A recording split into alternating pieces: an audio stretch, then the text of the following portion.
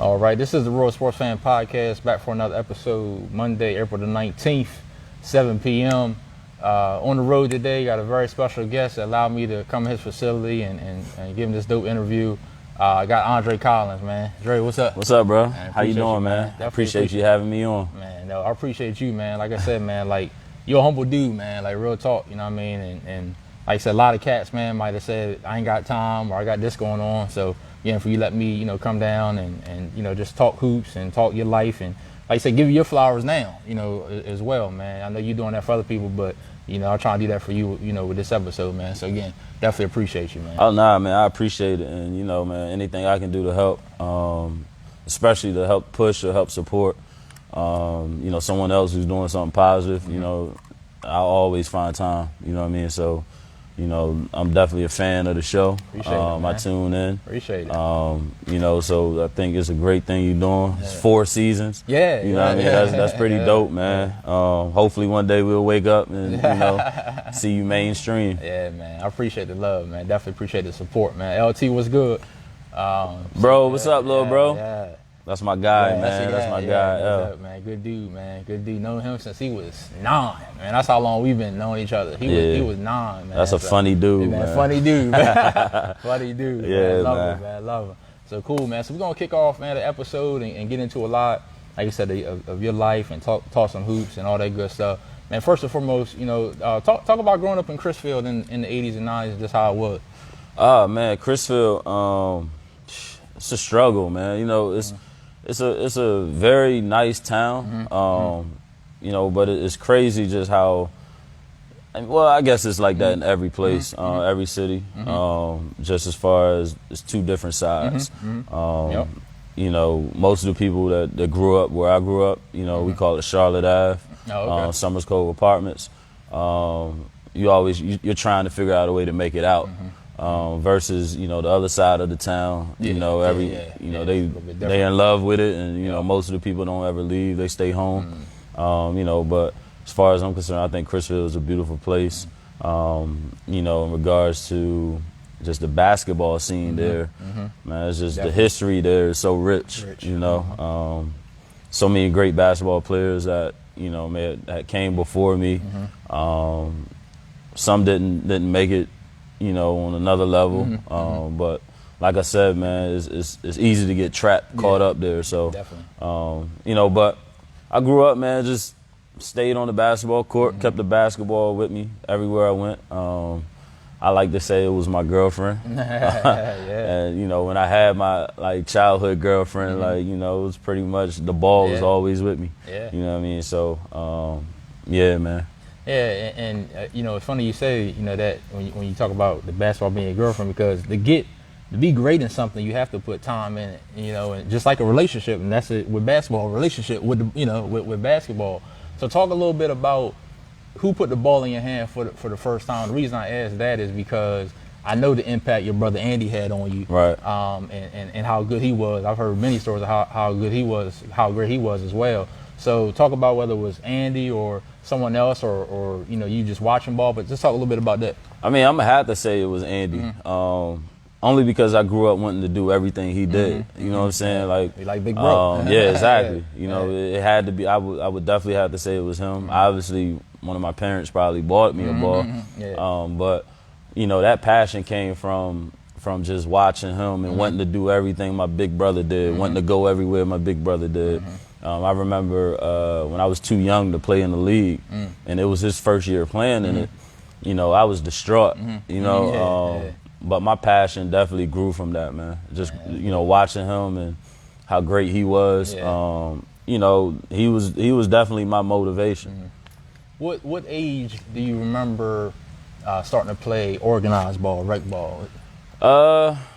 I would say as far as organized in the league, I probably was about five or 6. Oh, yeah, okay. Back then, man. Back then it was like a feeder program, man. That's what I hated about Crisfield right now. There's no feeder programs. I'm back in that community as far as working in the community center down there, and I'm trying to be more of a daily impact in the town now. So hopefully I can get that started back up because I think that you know, that was also a reason why the basketball teams, the Crisfield high school basketball teams was so good because of the feeder program.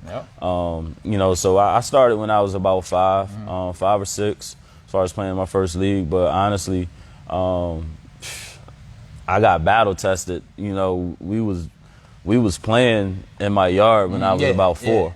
You know, playing against my older brother where I couldn't dribble. He wasn't gonna let you win or nothing like that. He gonna nah, he wasn't gonna let me win. You know, my uncle, I remember him coming home from the service and you know, he used to just tell me, "Don't worry about it, just play defense, just play defense." You know, that was I was so small, I was running between people's legs. You know, but yeah, man. That's dope. And one thing that I found interesting when I was, you know, researching and trying to get ready for that was obviously I want to get back to basketball, but baseball, shortstop, second base, and you play high school as well. Talk a little bit about baseball, because I didn't know that. Man, honestly, baseball was my first love. Really? Yeah, man. You know, my dad was a really good baseball player. He played in the era with Delano DeShields and Harold Baines. You know, those guys. You know, so I grew up watching, you know, the little softball leagues, the co-ed leagues, and, you know, stuff like that. My grandfather was a really good softball player. You know, back then, in those days, man, like, we played everything. You know, so we was outside all day. So my first love was baseball. And, you know, I was really good at shortstop. Like, really good. You know, but I had to make a decision when it came to high school when them recruiting letters wasn't coming in. You know, so, you know, after I think I played my freshman year and I played sophomore. And then after that, I was getting heavy in the AAU circuit, you know, and baseball season, AAU seasons around the same time. You know, so once I started getting recruited, you know, I left baseball alone. Right. And it was interesting because, like you said, following Big Bro, because Andy also played baseball outfield. You know what I mean? So when I was looking at it, I said it makes sense. You know, baseball, basketball, both of you good in both sports. So. And he was, Andy was a hell of a player, man. Like he played center field. He wasn't an infield player. He played center field, but he was fast, very athletic. I used to call him King Griffey, you know what I mean? Because he looked like King Griffey, you know what I mean? But yeah, man, that's dope. My little brother Chris too. Chris, Chris actually, I be getting on him about it, but Chris actually turned down a workout tryout with the Orioles, man. Wow. Yeah. Wow. Just kind of. I don't know, man. It's, you know, it's one of them things. Yeah. That's what's up, though, man. Yeah. But I was looking up. Yeah, Chris did play as well. So that's dope. So let's fast forward and even get to high school. As a freshman, you had to play with your brother Andy, who was a senior. Right. Let's talk a little bit about how special it was to be able to share the court, you know, with your brother, you know, at that level. I mean, it meant everything. You know, because like I said, I always wanted to do whatever my older brother did. And to be able to share the floor with him as a freshman, that was the first time, besides just, you know, in the park, something like that. That was the first time that I had the opportunity to be on the same team as him, you know, and obviously it already means the world when you're from Crisfield and you're playing varsity, you know, just again with the history of Crisfield, you know, and I remember when I was in 7th grade, 8th grade, I was riding my bike over to the high school to work out and play with them. I would practice with them sometime, but in order for me to stay close, I took on the role of being a team manager. Oh, okay. Yeah, so I was a team manager when I was in middle school, so I was always around. So it helped me. It honestly, it helped me grow to be in position when I got to high school. I was ready to play varsity right away.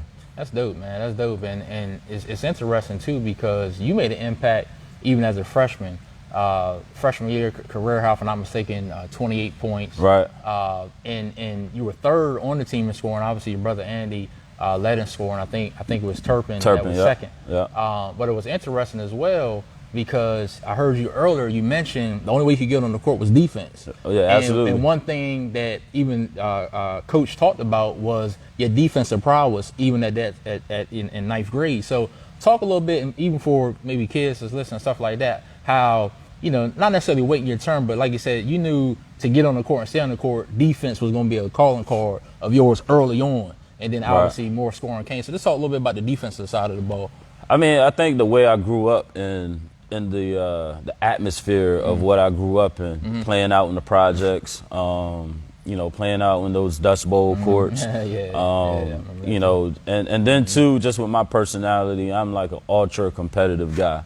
You know, I hate when someone score on me. I hate it today, and I'm almost 40 and 25 pounds overweight. You know what I mean? But I also knew too, man, that you know Andy and Darrell being juniors and seniors. Both of them were on a scoring level and had that experience. And I knew with me, I was more of a just to be that glue guy as a freshman. Take my opportunities. I wasn't shy at all when it came to scoring because I've always had that in my game. You know, which is the 28 points of freshman off the bench. That was against Bennett. You know, so just I've always felt like playing the game the right way, you had to play both ends of the court. You know, so for me, that's something that I looked forward to. Again, if it's in your DNA, you're gonna do that anyway. You're gonna do it, man. And talk about how special it was to, again, you talked about sharing the court with Andy, but to be there and see him score his 1,000th point. When before him, it was only 3 Crisfield players before him that even got 1,000. So just talk a little bit about how special that moment was. It motivated me. You know, it was like, oh man. I mean, because when I went to high school, if I'm being honest, it was 2 things I wanted to do. I wanted to play varsity as a freshman to be able to play with my brother. And then I wanted to play varsity as a freshman just for the clout. Oh, yeah. If I'm being honest, you know what I mean? It wasn't until about mid-season when I really understood what we were playing for, you know? And even though I know that comes with the basketball history in Crisfield, you were expected to win state championships. Especially back then, excuse me. You know, so for me, man, it was just about sharing the court with him and being in that position for the clout. But once I saw some of the things that he was doing, the accolades and you know, getting his 1,000 points, like I didn't care anything about 1,000 points because it wasn't in my mental at the time. But like I said, he's always motivated me to either want to do what he's done or try to take it a step further. You know, so when he got his 1,000, man, that was a special moment. You know, it was fitting, it was deserving. Definitely. You know, because like, man, honestly, like in my eyes, man, like Andy he's hands down. And I've played, you know, against so many people, so many pros, so many great shooters. He's hands down. There's no way for me to be able to say name 5 guys that shoot better than him. That's real. That's real, man. I appreciate you sharing that. And I never forget when I was on UMS. I used to go UMS, and Big Mike Walker was down there from Eastside. And one game he always talked about, and he used to tell me about it. And obviously, as I got older, you know, read about it even recently. But the game against y'all down UMS, if I'm not mistaken. Talk about that game, a 1-point victory by y'all. You had a big play in that game through a cross-court bounce pass to Terp for the layup. Man, talk a little bit about how special that game was, and that was a game to get y'all to college spot. Honestly, we had 2 great games against them that year. Both of them was 2-point games. Both of them came down the wire. The first game of the season in Crisfield. We lost on a buzzer beater, on a floater. I can't remember. I want to say it was Joe. I was going to say, I think it was Joe. I want to say it was Joe. Man, I looked up to Joe, too. You know, a little sidebar. Like, I thought Joe was a great point guard, man. Feisty, was a dog. But, yeah, man, he hit a floater, and we almost had a non-spectator game for the rest of the season after that because you know, they had to run off the court. You know, back then, man, if you wanted Crisfield, man, you know, you be prepared. Yeah, you know what I mean? LTO, when you talk about that too, even when he played about Crisfield atmosphere. Yeah, man. So, but yeah, that was a great game, and then that game at UMS, man, like it was classic. It was amazing to be a part of that because, you know, just for what the game meant, you know what I mean? And it came down to the wire like that. We were both evenly matched teams, you know, a lot of talent. You know, the better team won that night, you know, whoever was better that night won. You know, and like I said, man, it was an amazing game. You know, it was packed. It was packed, both, you know, from Easton and Crisfield, Somerset County. You know, it was great, man. We actually almost gave it away after that layup. Yeah, they fouled Jig, or rest in peace, Jig. He was out of bounds. Yeah, he was out of bounds. And man, he tried to swipe. He touched the ball when it was out of bounds. 1 and 2. Yeah, and I think Marty had a heave at the end, and man. But it was a great game, man. Definitely probably one of the better games that I've been a part of in my high school career, especially in my freshman year. That's dope. That's dope. So you guys make it to the Final Four, go across the bridge, and talk a little bit about you know, the loss and you know, getting there but losing. Defensive ball game. I think if I'm not mistaken, it was maybe 43-37. If I'm not mistaken, it was very, very low scoring. But let's talk about, you know, that game. And obviously, again, you're a freshman. You know, your brother had a good game. But let's talk about how that game went and you know, you guys are losing that game, unfortunately. Honestly, man, like, I think what hurt us, this is my guy, but, you know, when you're young, man, you make bad decisions. Well, one of our teammates, man, he was a big piece for us, Charles Dejanay. I read a lot about him. Right before we went to College Park, he got put off the team. Oh, I didn't know because that. He got caught. You know, I think he smoked in the bathroom in school or something like that. So, you know, he got expelled and kicked off the team, man. So that really hurt us. So when we got across the bridge, we weren't that big of a team, and he was a dog on the glass, and you know, getting second chance buckets, man. Yeah, he was. So that hurt us not having him there, and then I think we switched up a little bit on what we did to get us there. You know, we played a lot of man-to-man and mixed it up with zone. We pressed, and I think too, then like when you look back at it. As you're playing, you don't really realize how big the court is. You know, so I'm sure that was, you know, RIP to Mr. Rayfield. But I'm sure that was probably a part of his game plan when he thought we didn't press as much, you know, just because how big the court was. But personally, I feel like we went, you know, we did a lot of things different than what we did the entire season. Got you. But still, like you said, you know, great year. Like you said, was it the first time? What was it? 20 years at that point? Or it had been a minute. It was a while. It definitely was a while. You know, it was a while, man. And I just recently told someone the story. But that game, after that game, is when it really, really hit me of what this was all about. And the reason why is because we were staying in Greenbelt Marriott. You know, it was really nice hotel. It was brand new around that time. You know, we kids from Crisfield. Right. You know, we're not in situations like that. So, but the whole team, the staff, managers, we in the pool playing. And I look over and I'm looking at my brother. And he's off to the side, man. And for me, it clicked right then. You know, he's off to the side crying, you know, because his high school career was over.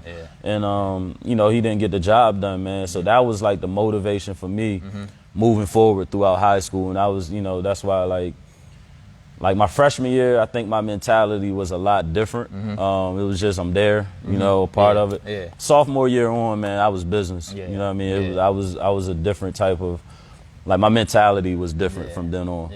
And that makes sense too, just seeing the growth and like you said, good segue to your sophomore year. And even before I say that, like you said, I know at the time, like you said, your brother was hurt, but man, those 2 years, I think they were 40-10 in those 2 years. I mean, had a great, you know, junior, senior year. So, you know, now looking back, obviously, but like you said, we in the moment, you know, it's tough to appreciate it, but I'm sure now he definitely appreciates it. But sophomore year, you know, talk about that, because like I said, you raised your points to 19 points a game. You still have Terp and Charles, these are your name, right? And you know, you guys had a nice big three. You averaged 19, Terp 18, Charles Dejanay 14 and 10. You know, like I said. So talk a little bit about. You kind of already talked about the mentality, but talk about even the summer before, some of the work you might have put in, and I don't know.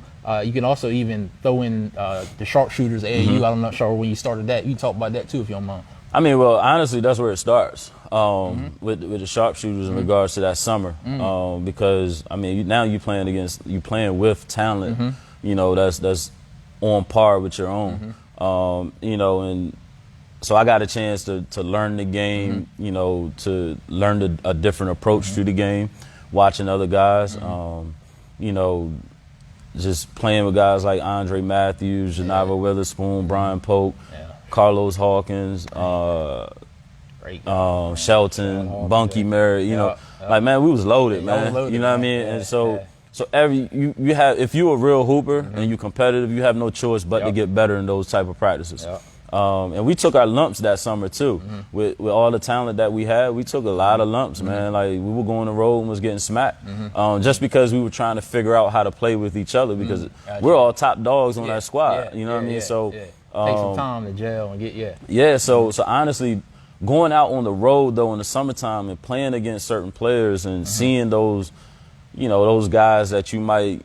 You know, you hear like they getting that crazy clout. They getting, you know, their name is out there. They especially project. back then. Like, there was no social media. So when you heard somebody was nice, you know they was nice. Absolutely. You know, so you know, you seeing these guys and you like, man, I can compete with them. And then you on the court with them and you holding your own.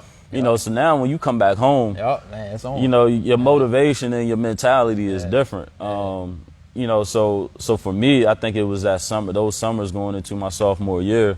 And then we played every day too. I mean, you know, like we was always on the court, man, working on our game. We had a bad taste in our mouth from getting to College Park and losing. And we brought just about everybody back. Not everybody, but the core. We brought a core amount of players back to be able to get back to across the bridge. It just didn't happen though. Man, that's what's up. That's what's up. And sophomore year, like you said, is when you kind of even started to separate yourself and your coach. You know, even when I was reading, you know, he even recognized, you know, that you were walking into that greatness. And if I'm not mistaken, sophomore year is when you started getting your first letters, a couple of letters and stuff like that. Talk about maybe just a couple of schools that you know started getting some letters from, you know, in your sophomore year. Sophomore year, I was probably getting letters from smaller schools. I can't even really think back to it. Was it was what? It's been 21. It was more than 21 years ago. But you was getting. You know, I was getting a couple letters. You know, schools like Appalachian State, Ryder, some D2 schools, stuff like that. So already getting that name out, like you said, starting that process. That's dope. That's dope. And then as far as, you know, the season, you know, one thing I noticed, and I was going to wait till we got the senior, but I'll say it now. Between sophomore, junior, senior years with y'all in the South, you had Crisfield, obviously, had High, Snow Hill, Pocomoke. Seemed like all four of y'all, it was always, I mean, overtime game here, overtime. So I wanna start off talking about Pocomoke. You guys played them your sophomore year. Talk about the matchup, Josh Hickman. If I'm not mistaken, talk about the matchup with Josh Hickman, because you guys had some battles during the regular season, and then we'll get to the playoffs, you know, as well. But talk a little bit about that matchup. Josh was a dog, man. He was real scrappy. You know, he was a really good player. You know, I knew every time we played Pocomoke, it was gonna be a dog fight. And it's funny because I have a lot of history with Pocomoke because because I spent a lot of time in Pocomoke also, because my dad lived in Pocomoke, you know, since I was probably about 6 years old. Got you. You know, so I would spend a lot of time there, you know, on weekends, on the summertime. So a lot of those guys that was on the team, I was familiar with because I would be out on the playground playing against them out there. Or just playing, back then we had a lot of youth leagues where we would travel and play against other places, you know, and going to other cities and playing against them. So I would always recognize, you know, who was who. But Pocomoke, they always brought the best out of me, just because, for that same reason. Like I said, it was the history between Crisfield and Pocomoke, that rival, and then I knew I had to go to Pocomoke, you know, on weekends, so and right. You know what I mean? So, you know, so but yeah, man, those are always great battles, man. I love playing against Pocomoke, especially Josh, because I would credit Josh as being one of the guys that helped bring the dog out of me. You know, just because I thought he was no knock to him now, but when I was in high school, I thought he was a dirty player. You know, so he would make me dig down and really, you know, want to, you know, bring the best out of me, man, and play harder. You know, so. But yeah, man, I love those battles between Pocomoke, obviously Snow Hill, and Waha. Yeah. And if I'm not mistaken, hopefully I'm not mixing sophomore and junior year up, but I'm pretty sure sophomore year, playoff time, you guys have a great game, crazy game, overtime game against Snow Hill, beat Snow Hill in overtime, am I right? And then, so you beat them. I can't remember what happened at the end of that game, but you win that game. Then you play Pocomoke and lose in overtime. Yeah. So talk about like the swing of that, because I mean, I wish I could see those games. Who got the tape? Because I mean, to win in overtime against Snow Hill and then to lose against Pocomoke. Just talk about, you know, the joy and then the defeat, you know, in both of those.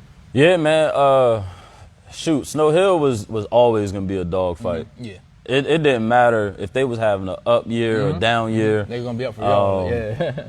On the just the toughness and the mentality that they played with was always going to be different, you know. So the emotions coming into that game, or during that game and winning in overtime, you know, it's kind of like, we got through them, man. And honestly, it probably would be a game where it shouldn't have been too close.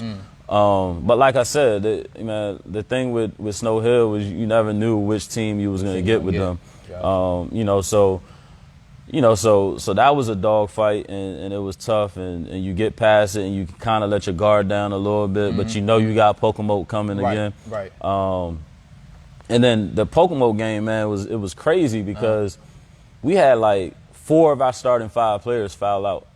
Oh yeah, I did. Y'all had to finish with 4? Was that the game y'all finished with 4? No. Not that game? That was my senior year against Snow Hill at home. I was like, okay. But so you know, that was a situation where like, man, we had that's tough. We had like 4 of our starting 5 foul out. Yeah, that's tough.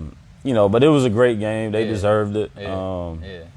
You know, it hurt. They ended up going and they lost in the title game. Right, I can't remember. They lost in the title game. They lost by 2 in the title game. So yeah, I'm sure it hurt. But again, you talk about that drive. I'm sure that's more that drive during the summer. You know, where so going into your junior year, talk about your mentality now. Obviously, you know, you went further your freshman year. You're more than man your sophomore year, and you had a great sophomore year. You made first team in all Mason-Dixon, Bayside, and all state. You know, as a sophomore. And first team in Terp, was second team, all state as well. So talk about that mentality going into your junior year as far as what you wanted to accomplish. So then going into my junior year, I felt like I had a target on my back. You know,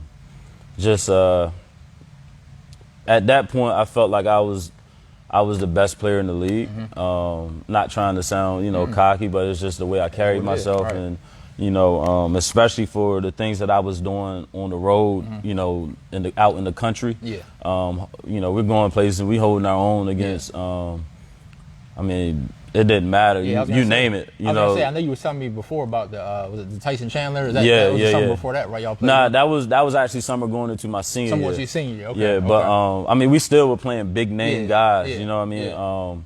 You know, so like I said, man, I also felt that I had separated myself from, you know, other guys in the conference. You know, so that summer I put in a lot of work. Actually, every summer I put in a lot of work. Since like 7th, 8th grade, I was going to different camps. That was one thing Mr. Rayfield always did. He took us to, we used to go to, gosh, what was the name of that camp? Was it Keystone? Keystone, yeah. He used to go to Keystone. It was a team camp. You know, and it would be some good bump there, man. And we would hold our own. We would play good. You know, our whole team would go. Wow, you know, so do that, man. That's dope, man. Like our whole team would go. Then my mentor, who lives in PG County, in the summertime, that would help me out a lot too, because I always would get to go up to the DC area and play against different competition in the summer.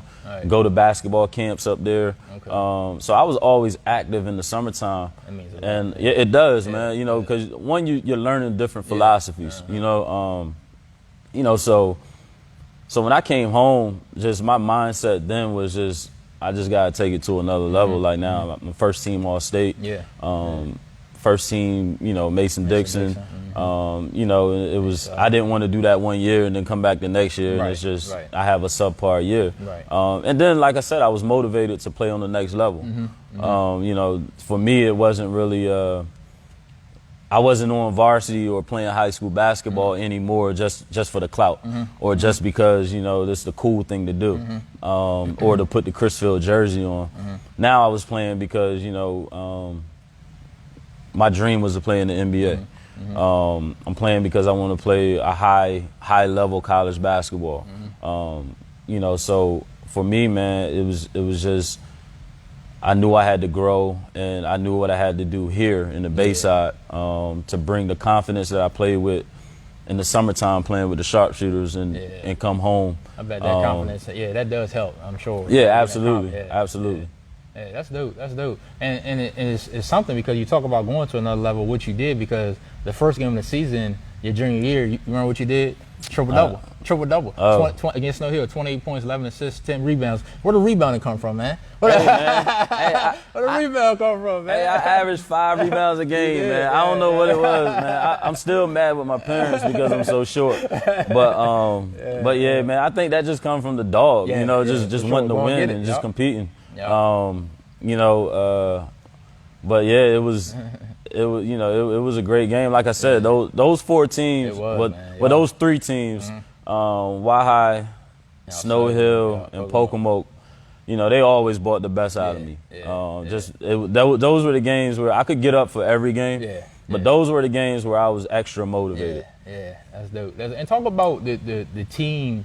And who you had on that squad, and who I think Terp was gone. Yeah. But if I'm not mistaken, you got a TC Cornish transfer from Bennett, and talk about maybe a couple other guys on that team, and just you know what the core looked like then. Honestly, I think they're a little deeper, right? Honestly, nah, I don't really. Nah, we if I'm being honest, my junior year probably was the most games we lost in my career, was that my high school career. I want to say it was 6 or 7. I think we struggled a little bit just trying to find our identity. We had a lot of guys who hadn't played on that level.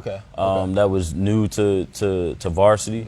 A lot of them either had been on JV or for grades didn't play, but they were good enough to play, and they just didn't have the experience of playing organized basketball. You know, and understanding what we were playing for.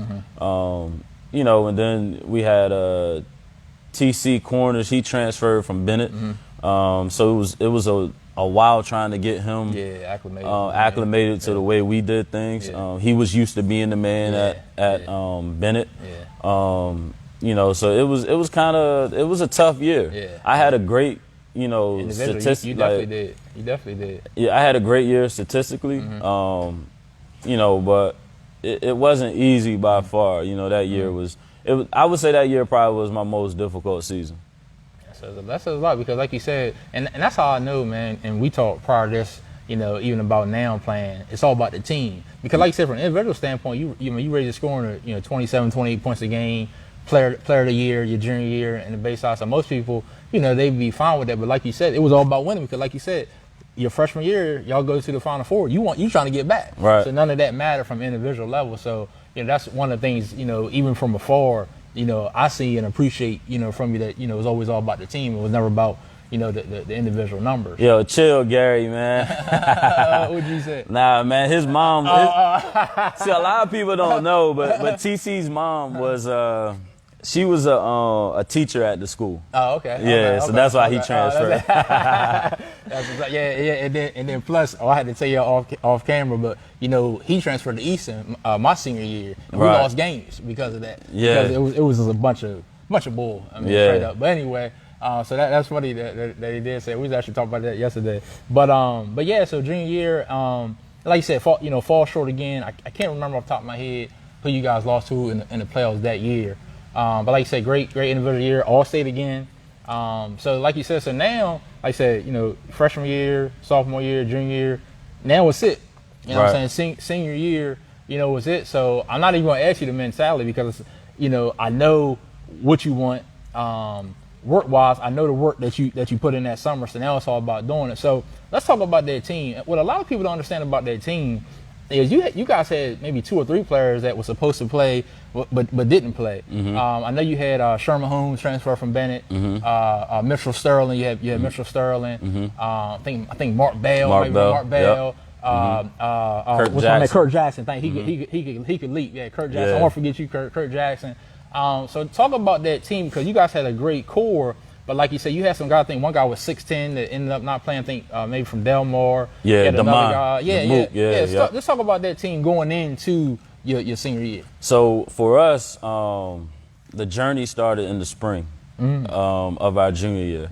Okay. You know, and I was like, man, I was just like, you know, just getting the guys together. Like, yo, man, if you're not committed now, then there's no need to play this year. So for us, it started in the spring. We were working out. We went everywhere together and played. We would come up to SU and play together. We would go to UMES, play together. Obviously, around town, we would play together. And in the spring league, man, like the spring league, I think a lot of the guys on the team got an opportunity to really grow. And I would say my dad was a big help to that. It's a story. The reason I'm laughing is a story. I'll never forget this game. I can't remember who was playing. I want to say it was probably Parkside or something like that. But I was having one of them nights, man, where I couldn't miss. I'm taking like a step over half and I'm pulling. You know, and I hit like 3 or 4 in a row, and he's telling me like, Dre, pass the ball. And I'm like, I'm pass the ball, I can't miss.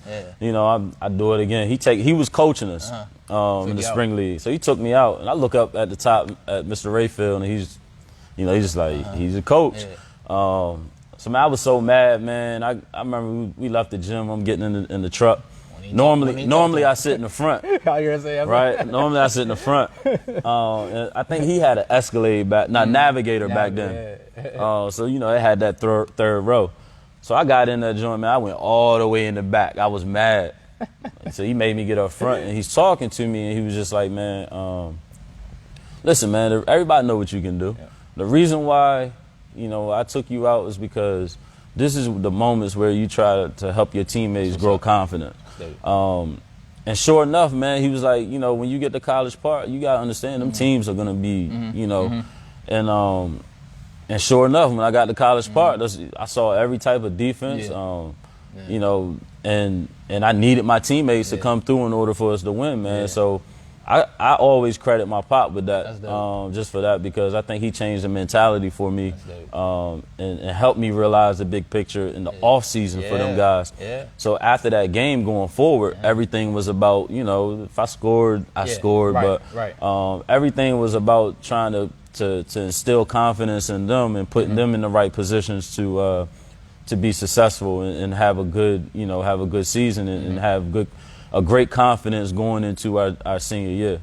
That makes a lot of sense as you said that now, and I mean, because that grew confidence, and even, you know, myself, and obviously we're not going to talk about every game, but even the stuff I read, you know, the clippings and their numbers, and even like you said, if you had an off night, you know, they were there, you know what I'm saying, to score and pick you up. First game of the season, you guys faced the defending 1A champs at that time, North Dorchester, in a hostile environment, in Hurlock, in North Dorchester. You guys win 63-60. You had 28, but like you talk about your teammates, talk about Sherman, 6'6", Kurt, 6'4", you know, Coach, he said Rayfield, right? He talked a lot about what they did on Carlton. So just talk about, you know, the bigs that you guys had, you know, on that team. Man, I just recently watched that game. Is that right? Okay. Yeah, I recently watched it, just trying to get things together for the my docu-series for Roses. And they were a great team. You know, they had a really good point guard too with Reggie. They did. You know, obviously me and Carlton played. I forgot his name earlier, but Carlton was on that AAU team, and like you said, they had won the state championship the year before. So for us, man, like we was super motivated, excited for that game.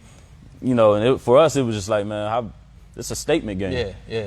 First game of the season on the road, playing against the defending 1A state champions, who had the team, had a team good enough to repeat. You know, so for us, man, it was a great game, and those two guys, they did an excellent job on Carlton. You know, just keeping a body on them, making it difficult for them, grabbing rebounds, being scrappy, physical. You know, we wouldn't have won that game without him. Obviously, that's the best. You know, like you said, I had 28, but you know, we wouldn't have won that game. You know, without the play of those guys. Like shout out to Sherman and Kirk, man. And, you know, because they did a great job all year. You know, but without those two, man, there's no way we would have won that game. And like you said, and the thing, you know, Sherman Bart was, he could score, but he averaged more rebounds and points. He was, you know, 14 rebounds a game. You knew what you was going to get from him. You knew what you was going to get from Kurt. Talk a little bit about Mitchell Sterling, 16 points a game that year.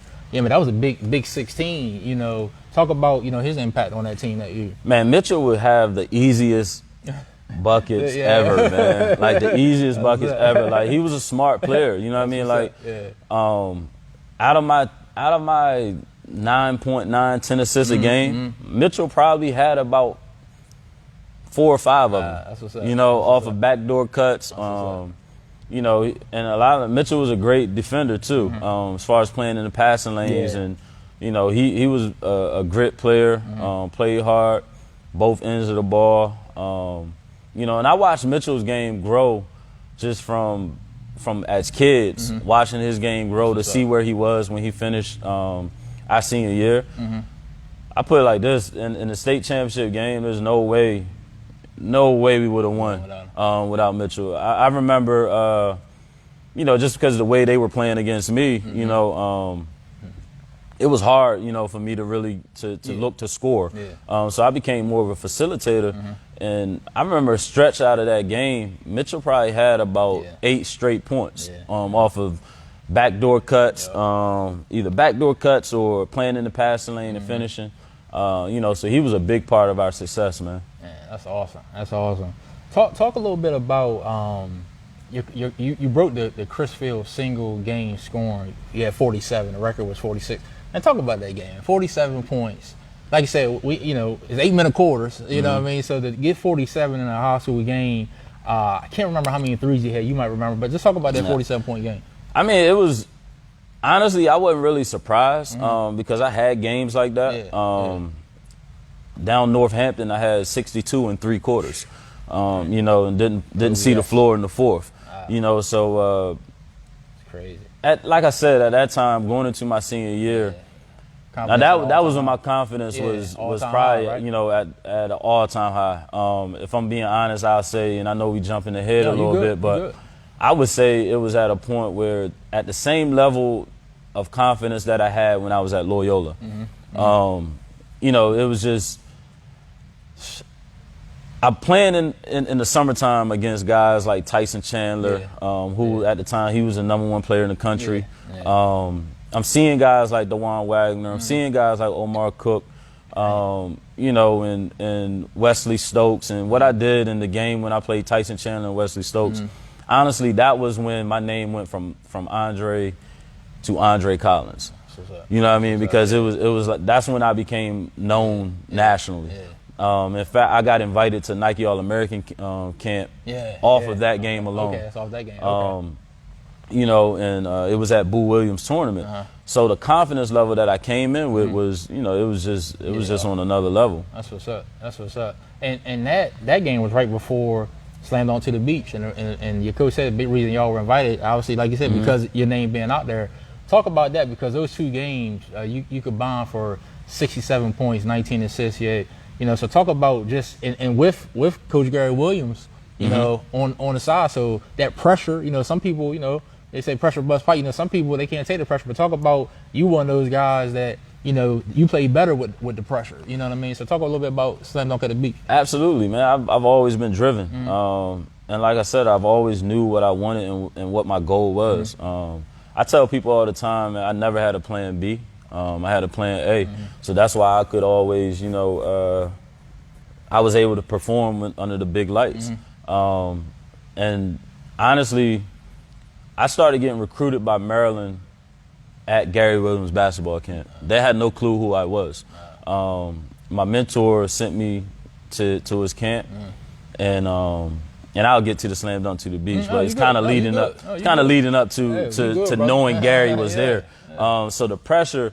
I played at his camp and I won. You know, I was I won the best camper. My team won the championship. So what they did was the assistant coaches invited me to play pickup with the team. Oh wow! So that was another reason why my confidence going in was on another level. So I would do camp all day from like 9 in the morning to like 8:50 at night, and then I would play pickup with the Maryland team. So now, like, this is when Juan Dixon was, I believe, was sophomore. And sure enough, when I got on, that's who was guarding me. And Juan, who's a dog, you know, for sure. You know, and I held my own. Obviously, on the defensive end, I couldn't do anything with those guys, just their strength and stuff like that. But I held my own offensively. So me knowing that I held my own offensively and knowing Gary wasn't there, but his coaches were, knowing Gary saw me play at his camp. When I got to the slam dunk to the beach and I seen him sitting front row, for me, it wasn't, you know, it really wasn't any pressure for me to perform. That makes sense. And two, you know, it was just, when I'm playing, when I'm on the court, I block everything out anyway. You know, so for me, it was about my guys, about, you know, my teammates, about trying to win, about the game, about the moment. It was a big stage, you know, slam dunk to the beach. At that time, was the best high school tournament in the country. And I was just trying to do my part for the shore, if I'm being honest, you know, because Brian Polk played a game before me, and he went crazy. He did. That's my teammate, you know what I mean? So I'm like, I got to go crazy, you know, so, you know, and it worked out like that, man. We both had two great games, and I want to say we was in the top 5 in the scoring in the tournament. You know, so that was great to see, man. It was a great experience to be able to put Crisfield on the map and also give the other guys on my team an opportunity to be seen and get recruited. Because people don't understand that's how that worked. You know, so that was a great feeling to be able to put them in front of coaches and, you know, and stuff like that too. You know, that makes sense now what you said about going to the Coach Williams camp and all that, because I don't know if a lot of people know this, but I was reading that early on, you actually want to go to Carolina. Oh, yeah. And I'm a big Carolina fan. That's why I messaged you. You know, you want to go to Carolina. And I know, and I'm, you know, going forward a little bit, I know you had opportunities to still go there. You know, so that makes sense with what you said. Talk now, even before we get back on the basketball court, talk about the SATs. And talk about, you know, what you had to do and if I'm not mistaken, you had to get an 840. I think you even got close to an 820. But talk about, you know, your senior year knowing that you had to score, you know, a certain amount of SAT so that you can, because a lot of kids, you know, obviously we always talk about sports, but the grades, and that's one thing even your coach said is that you were a smart kid, you know, you hit the ball, stuff like that. But just talk a little bit, you know, briefly about that if you don't mind. Yeah, man. So honestly, I was smart in school. The problem was once I got to about my junior year, you know, this is a side where I didn't do everything right. And hopefully this part can help a kid in the future. You know, but when I got to my junior year, after basketball season, I kind of would just take off. You know, I wouldn't have horrible grades. I know what you mean. But I wouldn't get the grades that I needed to get, or, you know, that I was capable of getting. You know what I mean? You know, so I would kind of slack off. Not understanding what was going to happen in regards to the SAT. All right, the lower your GPA is, the higher SAT score you would need. You know, so and even still, like when I would go take the SAT, man, we talking on a Saturday morning. Man, tell me about that. Saturday morning at like 9 o'clock, 8 o'clock, or something like that.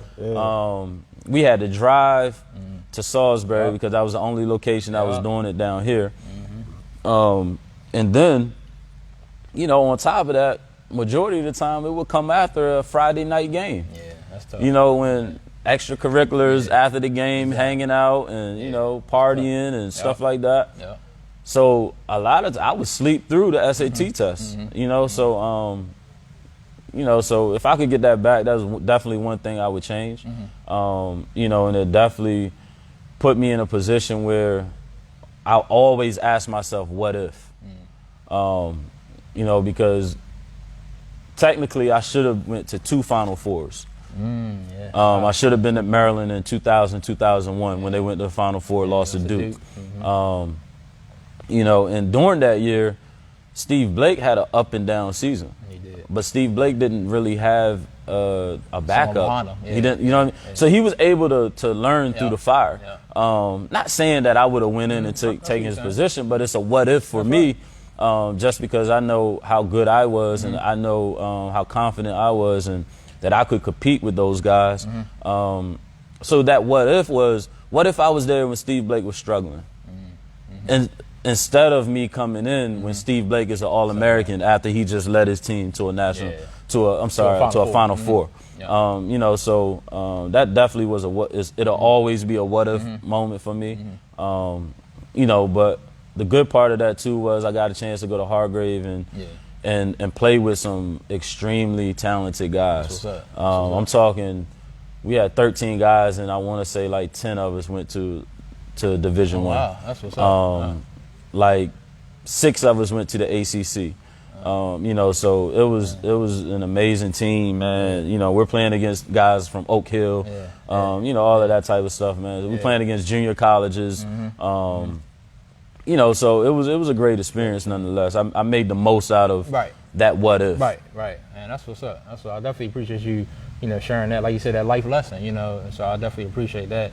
You know, getting back to the court, you know, you guys battled all year, like you said, with those other 3 teams that I mentioned, but eventually you guys ended up winning the Bayside, and you had another crazy game that year, which was a 43-point, 19-assist game. When we get done here and whenever you get a chance, I got a couple clips on my Facebook story. You had to check it out. But one of that is that game, 43 points, 19 assists, which was crazy. Against Decatur. Yeah, against Decatur, which was crazy, man. So, you know, it's a funny story behind that. Yeah. So my junior year, playing down Decatur, and honestly, this is the one, out of all my the great games I've had in high school, this is the one game that really sticks out to me the most. It was my junior year. We're playing down at Decatur, close game. I'm dribbling. I got the ball, you know, to go to score the last point, try to win the game. I go to make my move, and they had a guard.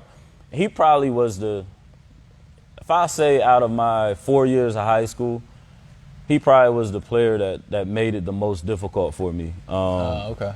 His name was DJ Smack. Okay. And you know, he one of those football guys. You know what I mean? He's super strong. Back then, I was probably $130. You know, so real scrappy. But I go to make my move, and I dribble the ball off my foot.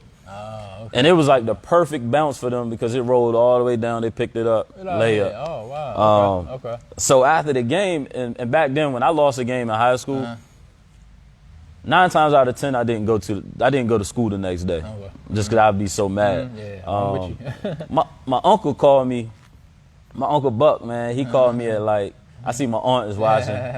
But my Uncle Buck called me at 3 in the morning. He lit. You know what I mean? He lit up. Same uncle that, you know, when I was a kid, tell me just worry about defense, you know what I'm saying? But he lit up, man. He called me about 3 in the morning. And he's cursing me out. Man, I thought you was this, that, yada, yada. Top player, you know, getting recruited. Man, you ain't shit. Oh, man. So it had me hot. It had me hot, man. Like I was so frustrated, so angry. So I held on to that. Wow. I held on to that till the next time I played Decatur. And yeah, man, we played Decatur. I'll say that probably was my best. That probably was my best game, just overall game. 41 and 19 assists. Man, it was crazy. Their players was asking autographs after the game. Crazy, man. Yeah, man, it was crazy. It was a great game, though. Yeah, for sure. They can come on and they can play. but that's dope. That's dope. So now let me tell you when I heard about Andre Collins. Obviously, I was a freshman and when he was a senior, and I heard how good he was, and I never forget. I told Donna this last week. I remember being at his store, and obviously at that time, you guys are going to play Easton. In the Bayside game, because it was unfortunate, because going back to your sophomore year, you should have played Easton, you would have played against Shelton and them, but lost the game, so you guys played Queen Anne's. So senior year, I remember got to find a ride to the Civic Center, man. Got to watch Andre Collins against Easton. And for me, it was a little, it was difficult because, and I'm sure you and Roundsy have talked about this, them missing that 30 points a game from Soup and Roundsy and knowing that it was going to be real, real tough to beat y'all. And I think you guys, in that Bayside game, also Maryland assistant there, I think you guys jumped out on us maybe 16-2, something like that. And, you know, first quarter, you know, you came out, you know, passed the ball, point guard, and I remember sitting watching like, oh, he ain't done too much yet. And all of a sudden, second quarter, man, you light it up. Let's talk about that Bayside game, because that was the first goal. You know, let's get the Bayside, and then let's move on from there to the state. Talk a little bit about that Bayside. Yeah, man, it was, for me, man, it was steps. I used to try to approach the season in steps. And especially my senior year, that was the way we tried to approach it. What's good, Frank? Coach Frank, what's up, man? That's my man. Frank was the very first coach that ever yelled at me, man, and I love him for that, man. But yeah, you know, that was a situation where I had won the Bayside before, you know, and I wanted to get over the hump, but I also knew how important it was to win those type of games going into the playoffs. You know, so we came in focused, man, and then again, I've had championship battles against Easton already. You know what I mean? Like, I've had battles against Easton, so for me, it was never looking at who was on that roster. Because I look at Easton the same way I look as Crisfield, as Y-High, as Cambridge, as Pocomoke, Snow Hill. Those programs, as far as on the Eastern Shore, you never know what you're going to get. You know, especially back then, because those teams always had talent, and those teams, state championships mattered for those teams. Going to College Park mattered for those teams. You know, not just the Bayside. Right. You know, so for me, I had the mentality going into that game, you know, with my teammates, of no matter who was going to be here, because I remember everybody wanted to see that matchup with me and Sue. I wanted that matchup, you know what I mean? You know, but, you know, so everybody wanted to see that matchup, and honestly, I didn't know who was on that team. I know he was playing, right. You know, so when we played the game, we approached it just like, yo, listen, man, like, they here for a reason. It's gonna be a tough game. You know, we gotta do what we gotta do to win, and you know, that's what we did, man. And I had a really good game that game. You know, as far as shooting and passing, just an overall floor game. You know, so it honestly propelled us and got us prepared for what we had ahead of us in the playoffs. And like you said, going to that, you guys played Kent County, which I didn't know that Kent County had you guys down by 11, if I'm not mistaken, and then you guys were down 4 at the half. So talk about coming out of that halftime, because third quarter come, I guess it was like, all right, guys, it's time. You know, let's go, let's turn it up. Talk a little bit about that. Oh man, I wasn't one to panic whenever we were down. However, I was really surprised that we were down 11 to them. Nothing was working for us. We was turning the ball over. I was making bad decisions. You know, so, you know, I just regrouped, got myself together at halftime, came out, and I want to say I had like 30 in the second half. You know, but my senior year, man, like, we had a team that we was just going to do whatever it took to win. You know, we were battle tested. Losing to Snow Hill the second game of the season and finishing with 4 players at home, we were battle tested. Going into Snow Hill, I remember we played Bennett. I got undercut. My face was busted open. My wrist was messed up. My foot was messed up. And we had Y-High that Friday. We played Bennett that Tuesday, had Y-High that Friday, and we had a makeup game with Snow Hill that Saturday. There was a Saturday because of the snow. Because of snow,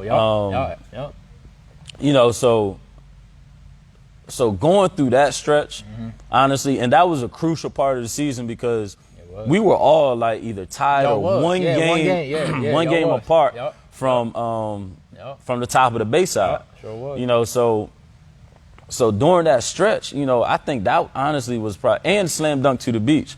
Like, we took our lick there when we played against was it St. Patrick's? I think so. You know, we took our lick. You know what I mean? Like, they beat us pretty bad. You know, so we were battle tested for anybody that we saw here on the Bayside. And you know, in the playoffs. You know, so that prepared us, man, and you know, like I said, like that game, we were ready to do whatever we needed to do to win. Yep. And like you said, you guys, you know, came out second half. Like you said, you didn't panic. You got it done. And then a familiar foe, like you said, awaits you. Like you said, Pokemon. You talked about, like you said, you know, going there during the summer and stuff like that. And that's who's in the way of getting back to where you're trying to go back since your freshman year, man. So just talk about that, man. You guys ended up winning by 13, but let's talk about that game. Yeah, like, well, that whole year when it came to Pokemon, I was on a different mental space, like different mentality, because they knocked me out of the playoffs 2 years in a row. You know, and like I said, man, it was, for me, it was winning states or nothing. You know, so when we played them, man, honestly, it was a crazy game. It was a dirty game. They was, you know, hitting me, you know, hitting me in my groin and my privates, you know, when I would shoot. But that was honestly the worst thing they could have did, because that brought a different beast out of me during that time.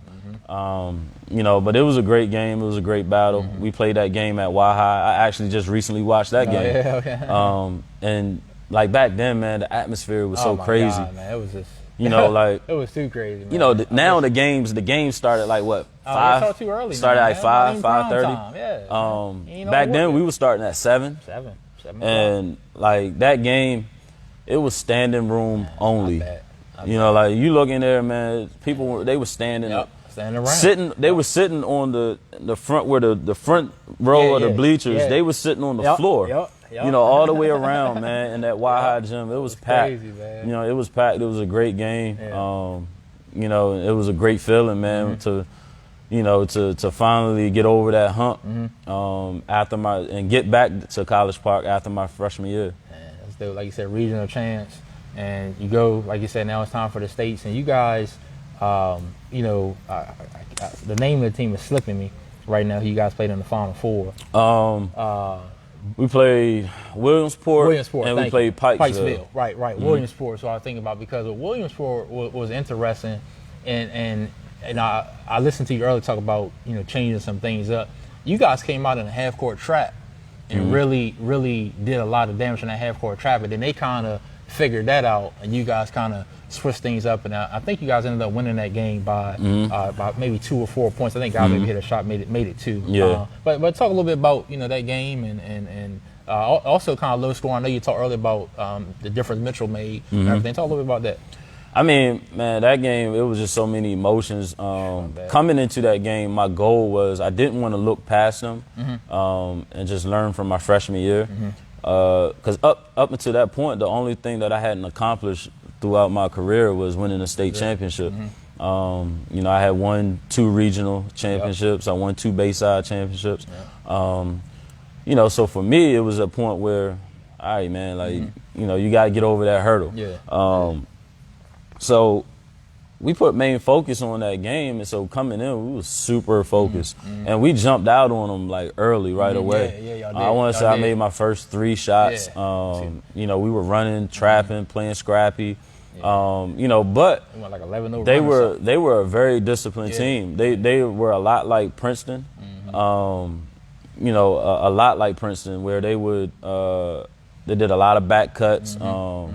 They ran the flex offense a lot different than what Wahai ran. You know, you know, so, and for us, not really seeing a team that disciplined. You know, because one of the things I really hate about the Bayside is, Diggs, I told y'all to come in, man. I told y'all can come in and start. You know, but one of the things that you know, they were super disciplined, man. I lost my thought with Diggs on that comment. Come on in. I was wondering why they ain't come in yet. Yeah, man. But you know, man, like we was focused. It was a tough game, you know, and I knew for them we just had to get over that hump, and we had to win that game. Yeah, that's what's up. And y'all beat them, like you said, you know, you have a big game. I think you had 23 that game, and then Pikesville. And talk about that, because it seemed like that was another low scoring affair. Just talk about that, and again, Sherman was big. Your bigs was big in that game too. So yeah. I mean, because they were an athletic team, and they had a lot of size. What's up, bro? They had a lot of size. They were athletic. Yeah. They were a city team. So that always brings another element to it. What's up, bro? I think that was another reason why my freshman year, why we lost when we got over there. They were a city team, man. They were scrappy. We were small. So once we got past that first game, honestly, I knew that we was gonna win the state. I think I made my first 4 threes, and I'm shooting from the flag. I'm shooting from the Maryland flag. I was so motivated for that moment. Man, right there. The whole town. Yeah. It seemed like it was even more people there than the first game. It was almost like the entire town was there of Crisfield, man. And then one thing that I do love about the Shore, you always the Shore always support the local team when they go across the bridge. Over there. Yeah, you know what I mean? So you could feel that support too. Yep. So that was a great moment. Just knowing you was playing for the whole city, not just the city, you was playing for the entire Shore. Yeah. So for me, man, I embraced that moment. My teammates embraced that moment. Sherman was big that game. Kirk was big that game. Yep. Mitchell was huge that game because, like I said earlier, man, it was a stretch where after I made that was probably my lowest scoring game since my freshman year. It was a 16, something like that? Yeah, it was my lowest scoring game since my freshman year. But I also look back to that moment of what my dad said in the summertime. Came full circle. It came full circle. I look back to that moment where those guys were prepared because of what we did in the spring and what we did in the summertime. And those guys were ready for that moment. Definitely was. Man, shout out to my teammates, man. Those are my guys for life, man. And, I got a picture of all y'all on my stories too. You got to check it out. Maybe send it to them. Bet, man. All them on there, all y'all together. So that was dope. So look, we want to skip ahead a little bit. I know with Tom, and then I see that battery up there. So we're going to skip ahead a little bit. But like you said, so state champs, Bayside Player of the Year again, All-State. You get to play in the Capital Class against Stark. Yeah. So that was dope. I'm a backtrack though a little bit. No, you fine. Because I want to shout my brother out for this moment, man. And he was a lot of motivation for me wanting to win the state. Seeing him cry, in the hotel, and then that moment, I bet. And then when we played that game and we won states, out of all those people that was in the stands, you look right at him. It was one person I could lock my eyes on, and that was him. And he was in tears, man. I bet, man. You know what I mean? He was in tears from being happy and. You know what I mean? That we got it done. Journey, man. Yeah, and it was almost like, for me, it was like, man, we did this for you. You know what I mean? Like, I want this for you, man. Like, you know what I mean? So like, man, he's always been like that motivation for me, man. And especially during my high school years. Yeah, that's dope, man. Nah, I'm glad you did, man. Like I said, I know what he meant to you, man. So I'm definitely glad that you said that as well, man. Dope. So you talked about, having to go to Harvard grade first. Talk about, being a Terp, being on that campus, and then you could even, like I said, I hate to skip through, but even, talk about what it was like to well, there's a couple of things you did. I'm actually, I'm not even going to skip that far ahead because you hit the 3 against Carolina, come back again full circle about Carolina to set the scoring record, most points against them. You hit the last shot at Cole Fieldhouse. I know I'm going ahead too, but I want to get all this out. But talk about, national champ, man. Like you said, state champ. You did it for the Shore, and that was awesome. But to be a kid from Crisfield and to be an NCAA champ, man, this is that feeling, man. What was it? Honestly, I never dreamed or imagined of that being a part of my resume. Yeah. In fact, I was so emotional just because, like knowing where I came from Crisfield, I wasn't supposed to be there. If you go by the statistics, so for me, man, I was super emotional. And I remember saying, like, man, I'm a kid from Crisfield, you know what I mean? And now I'm a national champion. That was an amazing experience, man. But you know, it's something that still to this day, when I think about, you know, it's hard to believe because it's so rare. You know, there's not a lot of people that's able to be a part of that, let alone making it to the Final Four. But winning the national championship, that's the biggest stage of college basketball. It's the hardest thing to do. You know, just because you have all those teams, all those programs where every single game matter. You know, and that's what everybody's trying to do. You know, so that was very special, man. But I knew walking on campus in the summertime, going into my freshman year, just the mentality and the approach that the seniors and the juniors, the returning players had, I knew I was a part of something special. Because now I'm walking into a program where everybody has the same mental approach as me. That you could tell in practice even. In the pickup games. You know what I mean? In the pickup games. In the workouts. You know what I mean? Everybody, there was no excuses, man. Like, you know, if they weren't going to give me an excuse, you 5'9" and a buck 35. You gonna carry this same 45-pound plate over your head, running up the steps in cold as Lonnie Baxter. You know what I mean? So just seeing that approach and seeing like Juan Dixon's approach, man, like everything he battled with off the court, and seeing how he turned that into motivation, and knowing that was our leader, playing with probably the best point guard that I've ever played with, and Steve Blake. You know, he's just so cerebral, and you know, he's an assassin. You know, and the talents of like guys like Chris Wilcox and Lonnie Baxter, and then, I mean, let's not mistake it, man. Like, played for a Hall of Fame coach and Gary Williams. You know what I mean? And then his staff. You know, to me, they was the best staff in the country. You know, so just being a part of that program and being a part of that history.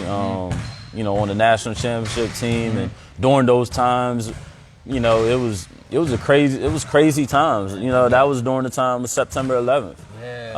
You know what I mean, of 9/11. So I remember the flag. They actually had the flag from the World Trade Center, you know, stretched out during the national championship game. You know what I mean? So like, just being a part of that history, man, is something that, you know, that you definitely don't take for granted. You don't forget, and you know, it's something that'll always be. I'll always be appreciative of. Man, that's dope, man. That's dope. Thanks for sharing. The decision, you know, later to leave and go to Loyola. You shared something, might have been a few weeks ago, maybe a month ago, about how you didn't have enough credits, but the work you had to put in on the summer. That's another good story for people in general, just about determination. Just talk a little bit about what you had to do, man, to get the credits to go. Man, I was on track to graduate when I was at Maryland. I was on track to graduate in the fall of my senior year.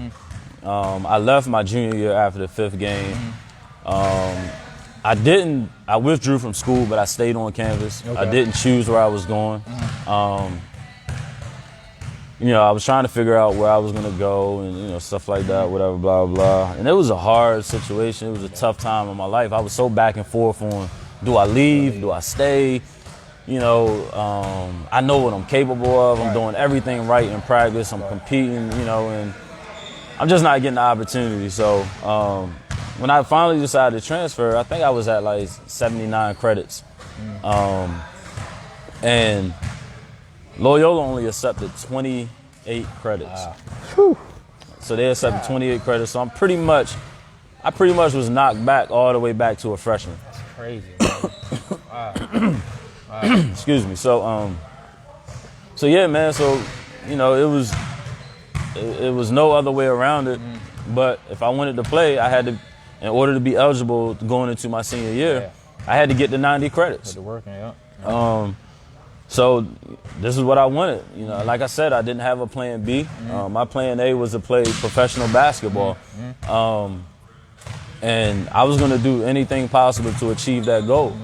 So I went to school all year round. I went to summer 1, summer 2, fall, winter, spring, summer 1, summer 2.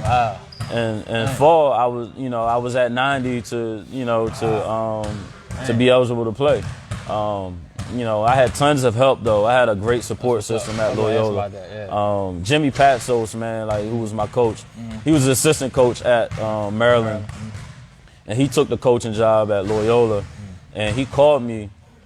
At the time, I was between Villanova, St. Joe's, UD. I even entertained UMES. Okay. You know, I was looking at those schools, some of the schools that recruited me. North Carolina, they recruited me. You know, and you know, he called me, and right off the bat, when he said like, "Hey man, I took the job at Loyola," I said, "Say less, I'm coming." I didn't take a campus visit or none of that. You know, it was a situation where it was his first head coach job. I wanted to try to be a part of something special to help him, and he definitely was, you know, was a fundamental piece and a vital piece in helping me. And I think, you know, because like you talked about, when you're in the moment, you don't really realize until, you know, as we get older now, you sit back and look. But they even compared you going there to Walt Williams at Maryland when Gary first got there, as far as, you know, turning that program around, you know, and that's what your coach said, you know, about the impact that you made. So like I said, when you're talking about a program that, you know, I mean, you guys, the first, I think 8 or 9 games had already, you know, won with their combined win in like 3 years. You know what I mean? So, you know, so just talk about, you know, averaging, you know, being fourth in the nation, 26.1 a game. You were just under the third. I think he was 26.2. But just talk about, like you said, you knew you could play. You know, you knew the work you put in. Like you said, you didn't get, you know, the opportunity that you won at Maryland, but here it is, and man, you ran with that thing, man. So let's talk about that, man. Yeah, man. I knew, first of all, like part of the thing, like me and Jimmy, you know, when we talked, like one of the main things we talked about was having to change the culture, you know, the mindset. If I'm being honest, I made it cool to transfer to Loyola, because after that, you had so many guys like that was coming from a major program transfer to Loyola. You know, but it was several things, man, that motivated me. I had gotten up to, I went into a depression state, man, when I left Maryland, because it was, you know, you at the top of the top. You know, and nothing's going for me, and I'm seeing my dreams go down. And you know, I hit a mental block, man. You know, a lot of people don't know, man. And I went as far as like, man, I was selling drugs on campus and everything. You know, just it was a time in my life that I'm not proud of, but you know, it's a time where, for me now, it's easier for me to come out and tell these things, just because. I think it's needed. People need to hear this type of stuff, you know what I mean? Because I think mental, you know, mental health, man, is real, you know. So it took me to a place, man, where I was dealing with so many things, and all I wanted to do was just get a chance to be back in that position. So I went to Loyola. I was 190, you know. So you think about it, I went from 150 to like 190, and you know, and so I had to work on that, like the year I sat out, rededicate myself to the game, you know, and get in top-notch shape. And, you know, and then too, man, it was just about changing the culture and me and Jimmy helping each other. You know, and that's what I did. I think the year before Jimmy coached there, they were the laughing stock of NCAA. They won 2 games. They were. They won 2 games. And then Jimmy got there, and I think they won 6 the year I had to sit out. And then I want to say we won 15 the year I played. You know, so it made the program a respectable, you know, it brought respect back to that program. Definitely. You know, so I take pride in that, man, to look where Loyola is now versus where they were 15 years ago. You know, and to know that I was a big part of that and a big part in changing that culture and changing the mindset and making it cool for the fans to come to the game to actually cheer for you rather than come to the game to see you break a record for the most losses, you know, in the season, man. Like, it, you know, it meant everything, and it meant the world to me to be able to help put Jimmy in a position to climb the charts with his coaching career, man. You know, it's something because you saying about the fans, I can't remember the name. I don't know if it was Maris or who y'all played, but it was one team that had beat them so many times, and y'all had finally beat them when you got there, and they talking about how they just rushed the floor and was crying. I mean, it was wild, man. So like you said, like you definitely put him on the map. And like you said, I'm sure looking back now, you know, I mean, it was just, I mean, going from, like you said, you know, where he was at Maryland to a state of depression and mental health and stuff like that to finally living out your dream. And I mean, killing, man. I mean, 26.1. Yeah, man. I was on, man. I put so much work in. You know, in the summertime, I didn't come home. You know, I would come home and visit, but you know, I was still in school. You know, in the summer, so I would be, me and Terrell Stokes would be in the gym getting in work. You know, and like, man, like my confidence was just was so high, and honestly, my motivation and you know, like my drive at that time was just on another level. I lived in the weight room. I lived in the gym running sprints. You know, it was just on another level. I played basketball all summer in D.C., you know, playing in the top leagues down there, and, you know, playing against guys like Jeff Green. You know, you know, all those top name guys, you know what I mean? Like, that was around the time you see Kevin Durant coming into his own.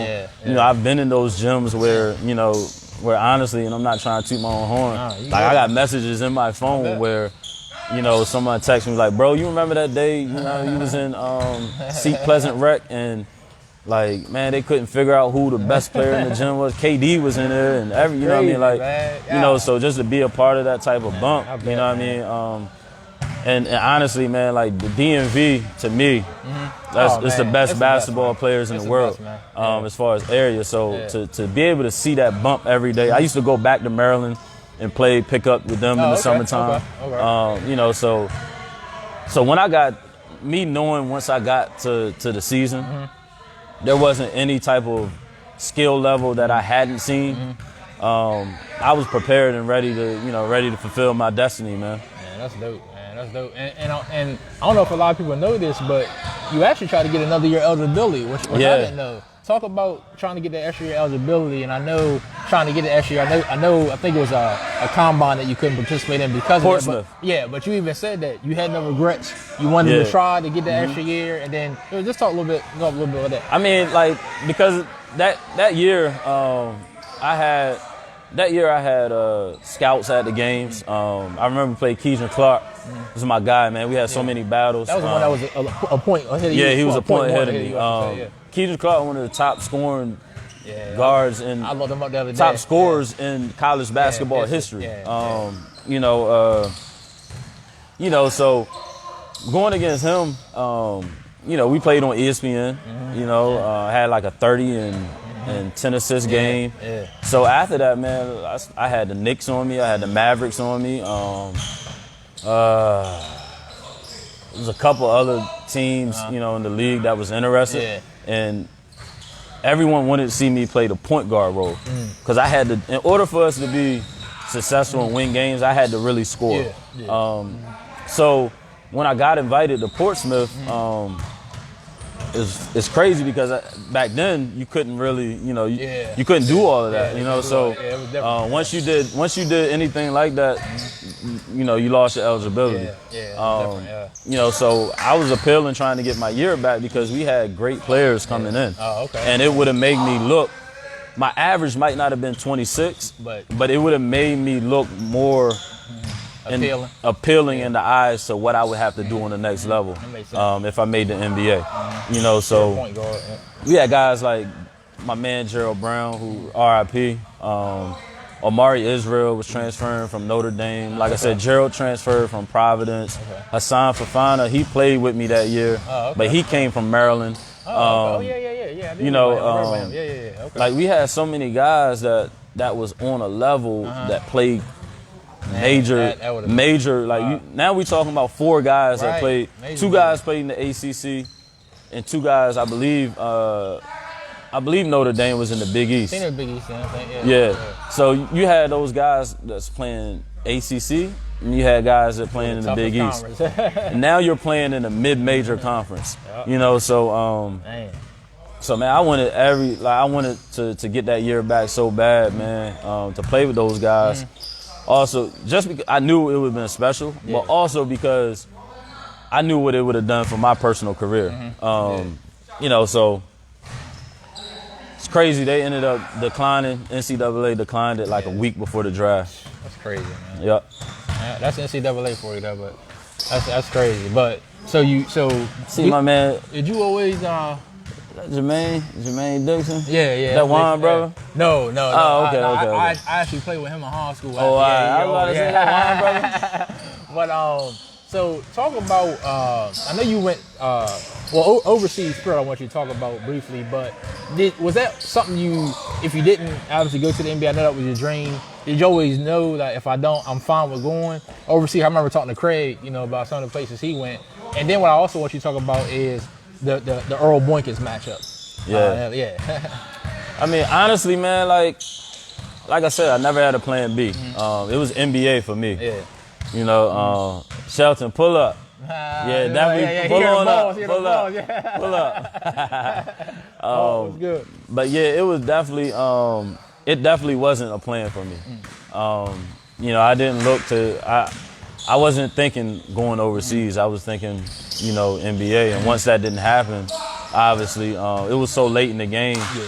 I literally had to hire an agent. I hired an agent, I want to say in like July, late July, and I had a contract early August. Oh, okay, wow. Yeah, so, so I ended up going overseas, man, and my rookie year was an amazing year. I had to like prove myself. And it's crazy because if I backtrack, my senior year at Loyola, I played probably after like the 6th game. My foot was messed up. Throughout the whole season. Ah, really? And and then I had to play. I didn't want to get it corrected, so I had to play again. My rookie year on the same messed up foot. Okay. After that season, I had surgery, but I felt like that was a year for me to prove myself. I couldn't sit out at Loyola. I couldn't sit out at Loyola because it's my last year. Yeah. And then when I got over there, I'm like, I can't sit out here because I got to prove myself. Yeah. We ain't that band. He thought we in Eastside at the band center. Nah, I came to him, Hulk. I came to him. Look, you gotta come around the corner. Nah, we in the lab. We in the lab. But yeah, man. So I got there. My rookie year, had a really good year. Got to a point where a lot of first league teams were interested in me. After the season, I ended up renegotiating my contract with the same team.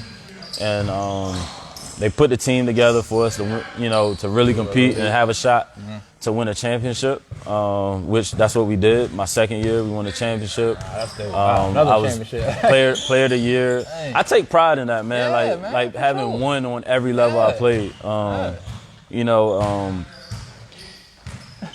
He said he's gonna bring his moms and all this. We had to give him the Easter sometimes. Yeah, that's Mom Dukes right there. But yeah, man, I won MVP that year, guard of the year, player of the year. We won the championship. So had a really good year, man. And it takes me into the third year.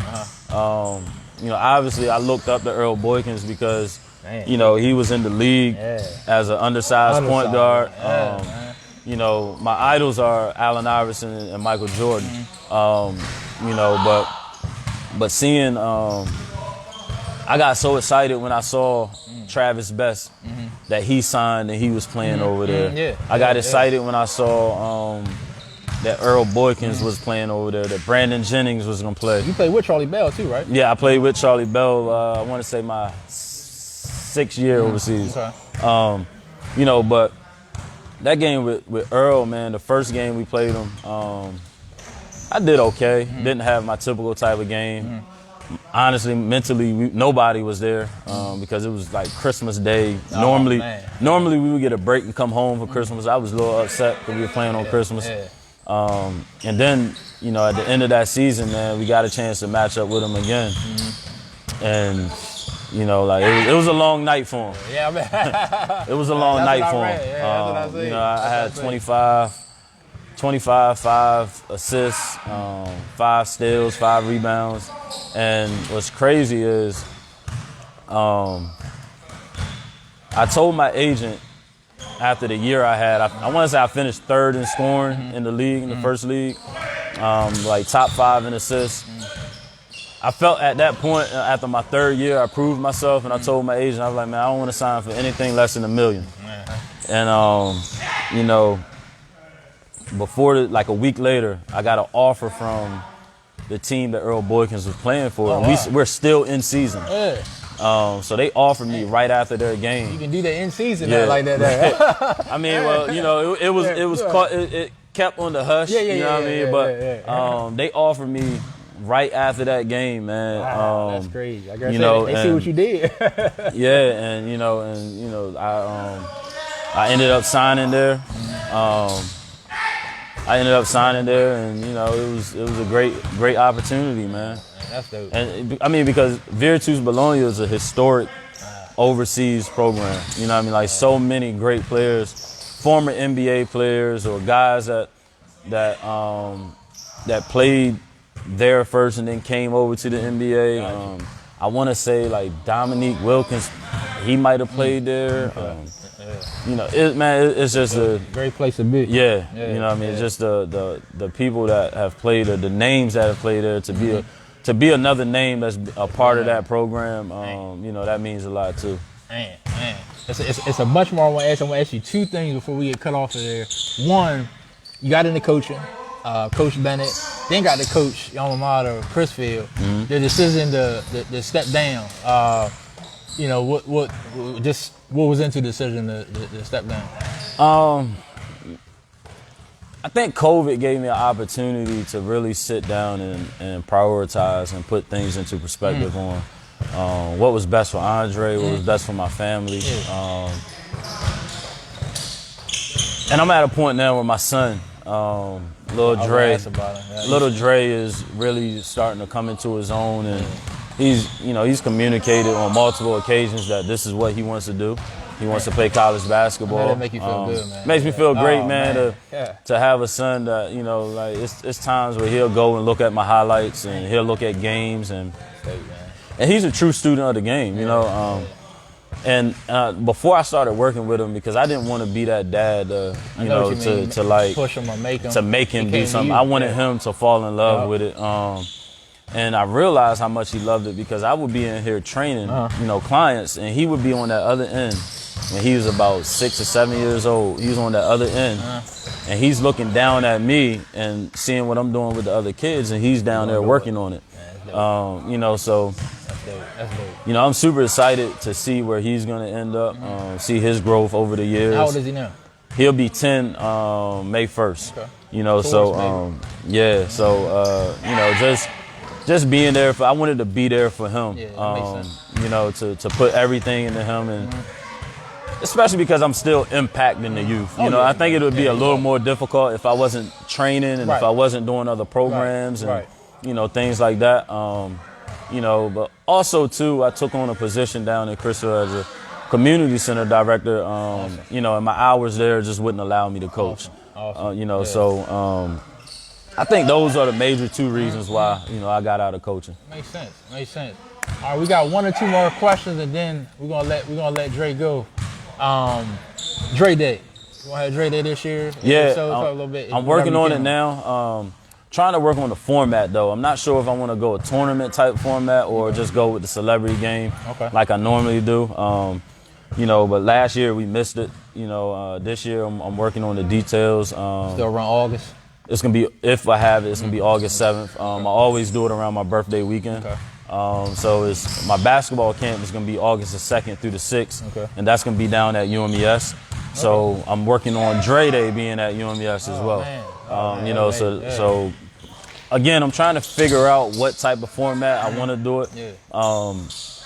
But as it's looking now, we're definitely going to have it. Awesome, man. Awesome. And then I know you recently, you and Amber get ready to open up a store. Yeah, man. Talk a little bit about that, man. I seen you post about that. I mean, like I said, man, I'm just trying to be an inspiration. You are, brother. I tell give you. back to the community. Be a positive influence on the kids that are, you know, that are Shelton, man. So you must got on here late, man. Where you been at? Absolutely. Facts, Shelton, it definitely is. Yeah. You know, but I'm trying to, you know, right now, man, every time I drive down Crisfield,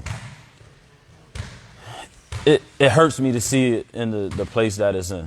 You know, it hurts me to see the basketball courts down there the way it is. You know, and I'm thrilled and super. I'm even more proud that I got a chance to work with my brother Shelton. I gonna say talk you about know, that on too. that, man. Just shout out to Shelton, man. I hit him up a few years ago, just like, man, it hurts me to see the basketball courts the way it is. He did the East is amazing. You know, man. and he done some things and pulled some strings, and you know, to on his end, his network, and you know, and it allowed us to be in position to refurbish that and change that environment. Awesome. It's right in Summers Cove Apartments in Charlotte Ave, where I grew up. Spent so much time there, so it means the world to me. And then as far as the downtown sneaks, man, I just want to bring life back to the city.